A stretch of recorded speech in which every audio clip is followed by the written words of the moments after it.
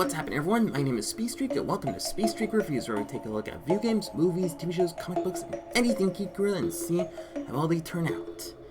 Well, happy Halloween everyone, and as you may have seen from the title, we're going to be taking a look at reviewing a Halloween movie that has become one of my absolute favorites. It was a long time ago, longer now than it seems, in a place that perhaps you have seen in your dreams, for the story you're about to be told took place in the holiday worlds of old.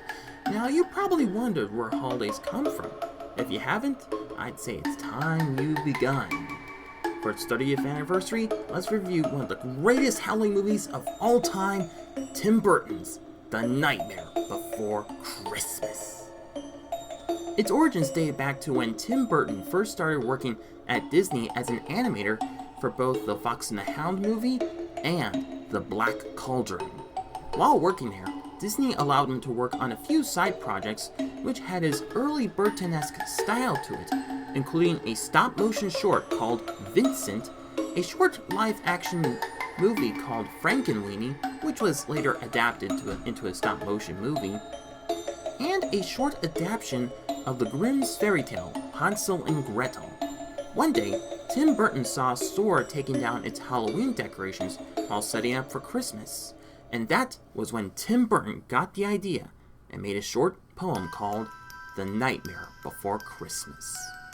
After he left Disney due to them believing that he was wasting his money on projects they deemed too scary, Black Cauldron, Return to Oz, something like it this way comes, he went to work at Warner Brothers and directed Pee-wee's Big Adventure, Beetlejuice, Batman, and worked with 20th Century Fox for Edward Scissorhands. During this time, he did want to make his Nightmare Before Christmas poem into a short stop-motion movie, similar to the Rankin-Bass Christmas movies. But then one day, he was contacted by Disney, who finally let him create his poem into a full-length movie. Tim Burton was finally able to make his creation come to life, but at the time, he was directing Batman Returns. Nevertheless, he handed the director role to his friend Henry Selick, who watched over the project as Tim Burton visited from time to time as the producer. When it was released in 1993, Tim Burton's The Nightmare Before Christmas became one of the biggest Halloween movies of the year.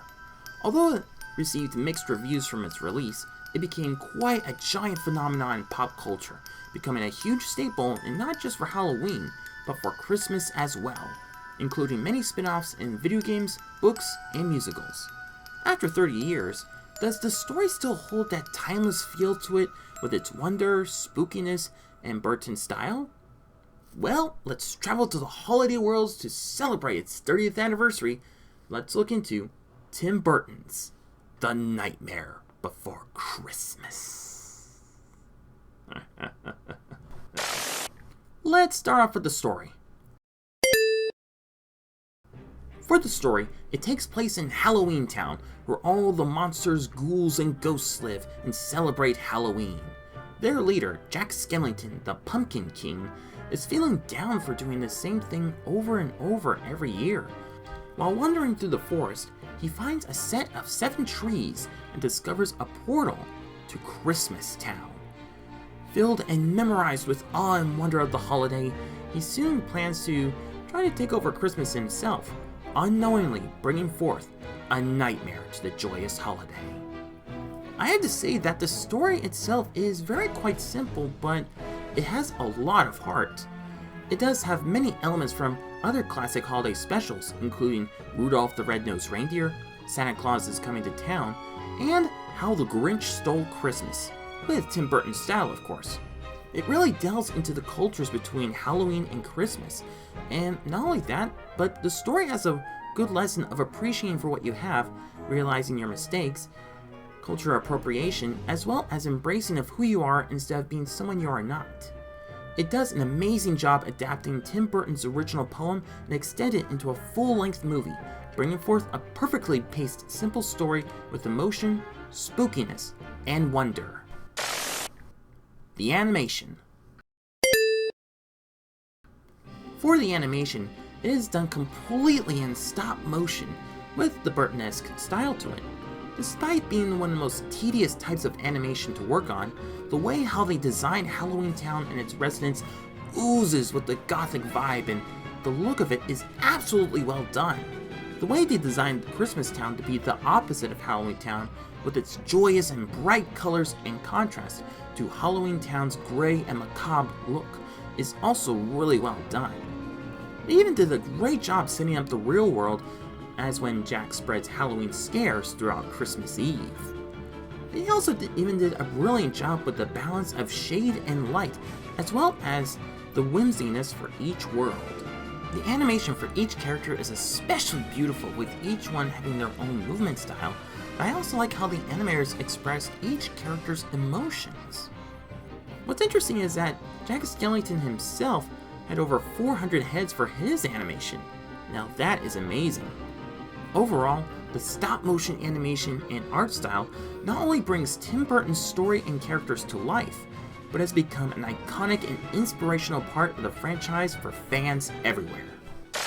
Next up, the characters. For the characters, we originally had 3 in the poem, but over time, when the movie was being made, we've gotten so much more, and they are very iconic.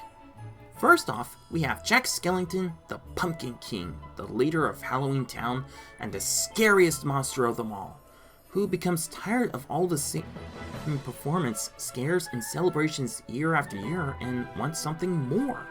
But it wasn't until he stumbles upon Christmas Town that he begins to feel the Christmas spirit and believes that it can fill the emptiness in his heart.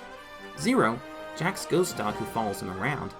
Sally, a living, free-spirited ragdoll who lives with her father and creator, Dr. Finkelstein, has feelings towards Jack and later discovers that his plans for Christmas could be quite disastrous and tries to warn him.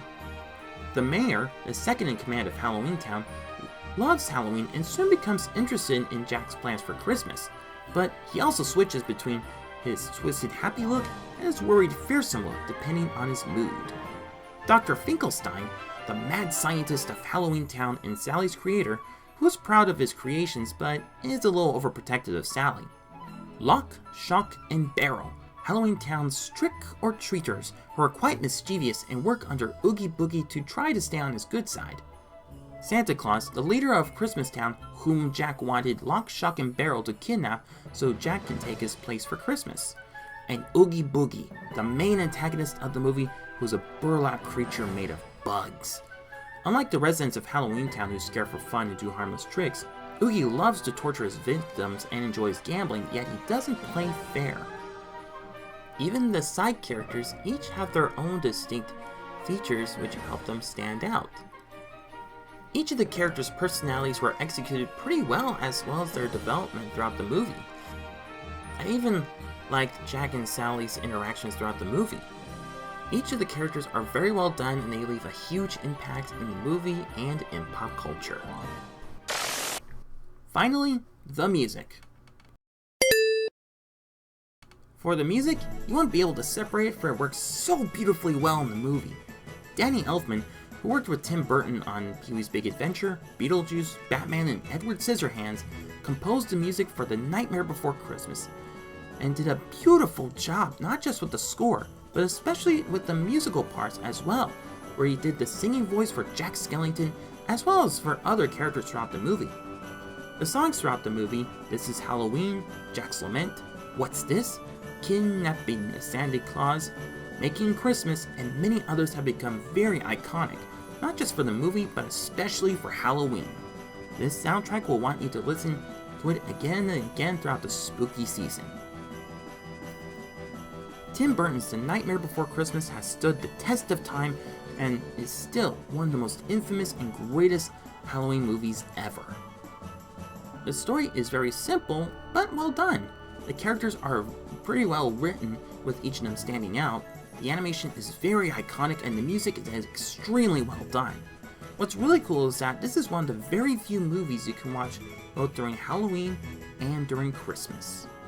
Even after 30 years, you will still be singing every spooky year, This is Halloween.